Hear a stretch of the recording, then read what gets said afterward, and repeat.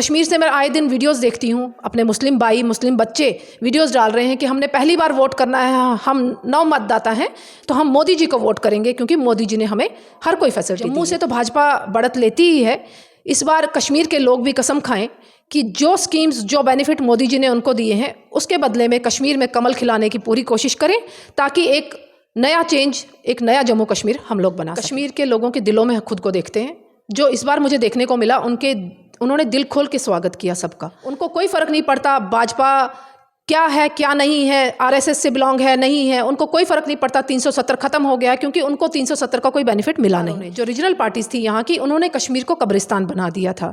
कश्मीर में आए दिन किसी न किसी की मौत होती थी और ये अपनी कुर्सियों की रोटियां सेक रहे थे कि स्टेटहुड बिल्कुल मिलेगा हमारी यूटी को जब हमारे यहाँ सिचुएशन नॉर्मल हो जाए। और पीडीपी सीट के पीछे खुद लड़ रहे हैं कि कौन जीतेगा चुनाव या कौन लड़ेगा चुनाव।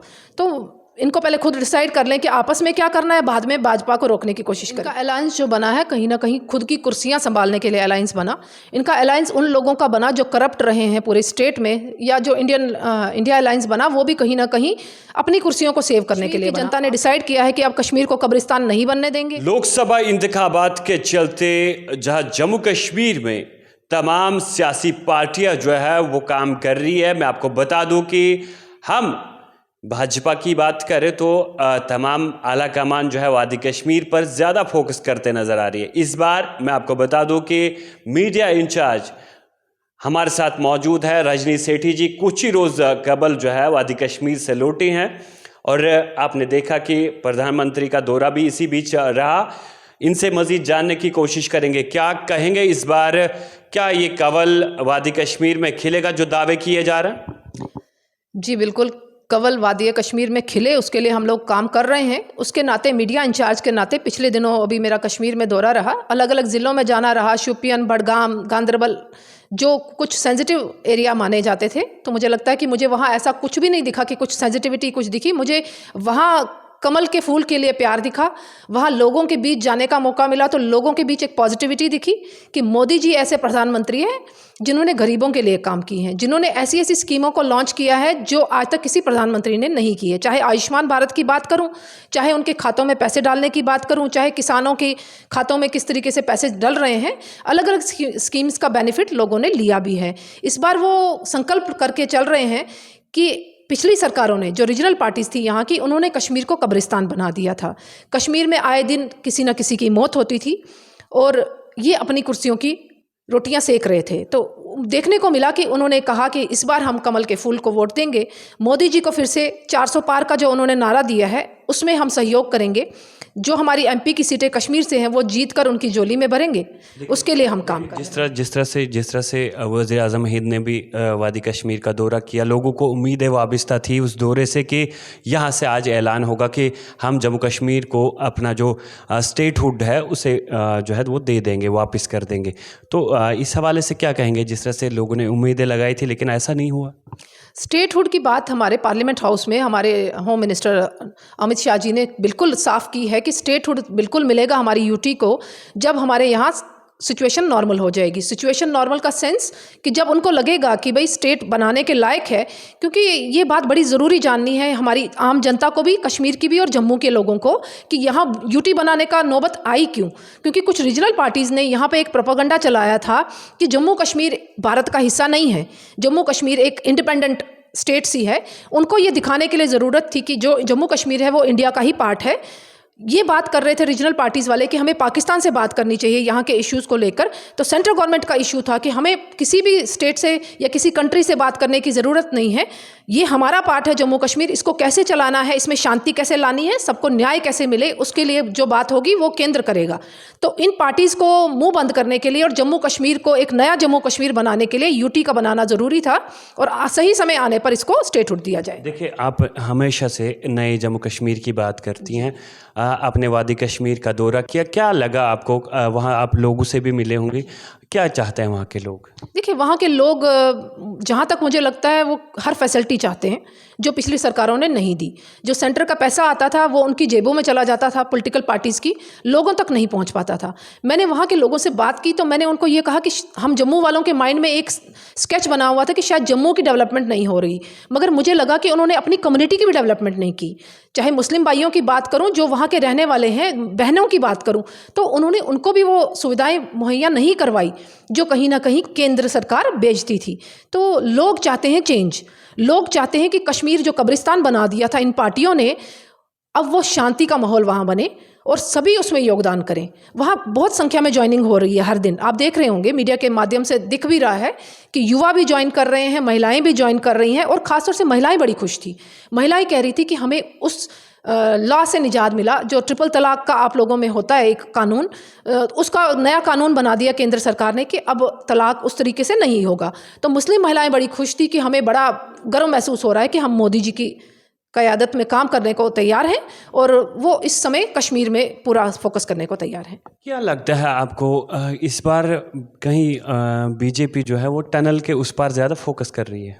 नहीं, हमारा 2014 से लगातार, मुझे लगता है उससे पहले ही जब श्यामा प्रसाद मुखर्जी ने अपना बलिदान दिया था जम्मू कश्मीर में, मुझे लगता है तब से ही हम कश्मीर को सेंसिटिव समझ के काम कर भी रहे हैं। और मोदी जी ने जब से सरकार संभाली 2014 में, उन्होंने कश्मीर को एक पूरे जम्मू कश्मीर को एक नया जम्मू कश्मीर बनाने के लिए कसम खाई और उसके लिए उन्होंने कहा कि चाहे हिंदू हो, मुसलमान हो, सिख हो, ईसाई हो, सबको बराबरी का दर्जा दिया जाएगा।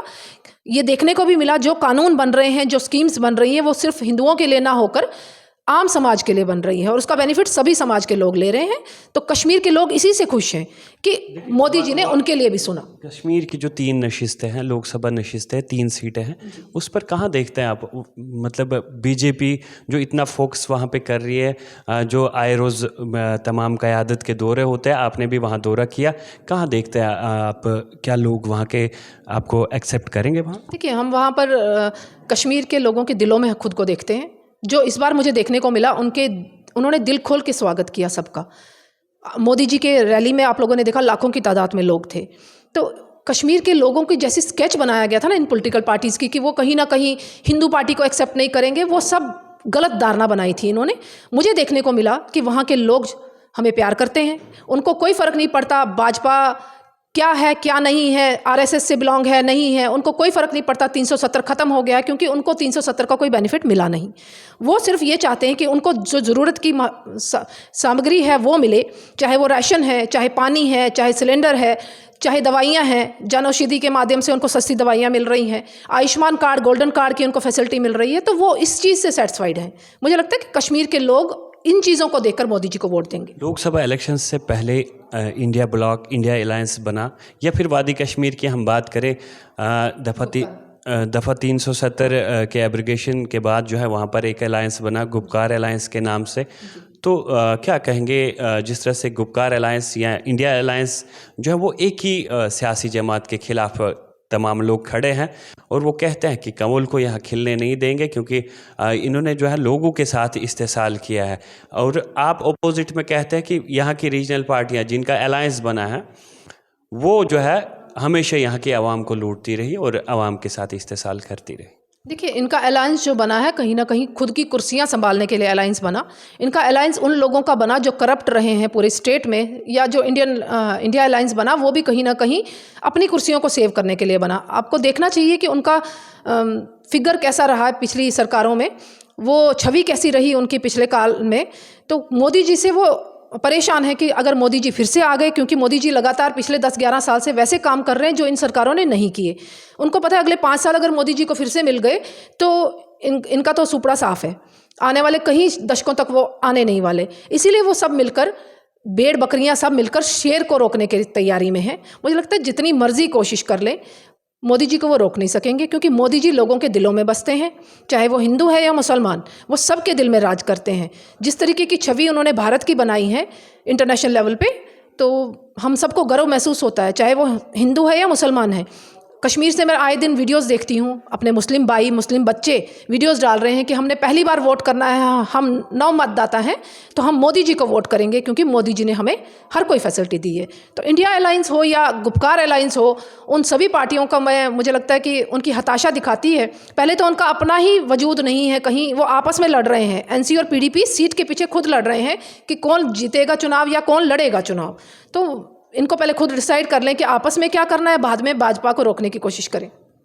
आखिर में क्या कहेंगे, जिस तरह से वादी कश्मीर से आप दौरा करके वापस जम्मू पहुंची हैं, तो आवाम के लिए यहाँ से क्या मैसेज रहेगा और उन पॉलिटिकल पार्टीज़ के लिए जो भाजपा को रोकना चाहती हैं? पहले तो मैं उन पॉलिटिकल पार्टीज़ को मैसेज दूंगी कि ये खून का खेल खेलना बंद करें, जम्मू कश्मीर के सेंटिमेंट्स और इमोशंस के साथ खेलना बंद करें। अपनी राजनीति रोटियां सेकने के लिए लोगों को बेवकूफ़ बहुत बना लिया 75 साल में, अब नहीं बनेंगे। कश्मीर की जनता ने डिसाइड किया है कि अब कश्मीर को कब्रिस्तान नहीं बनने देंगे। और मैं सभी लोगों से एक निवेदन करना चाहूँगी कि जम्मू से तो भाजपा बढ़त लेती ही है, इस बार कश्मीर के लोग भी कसम खाएं कि जो स्कीम्स जो बेनिफिट मोदी जी ने उनको दिए हैं उसके बदले में कश्मीर में कमल खिलाने की पूरी कोशिश करें, ताकि एक नया चेंज, एक नया जम्मू कश्मीर हम लोग बना सकें। धन्यवाद।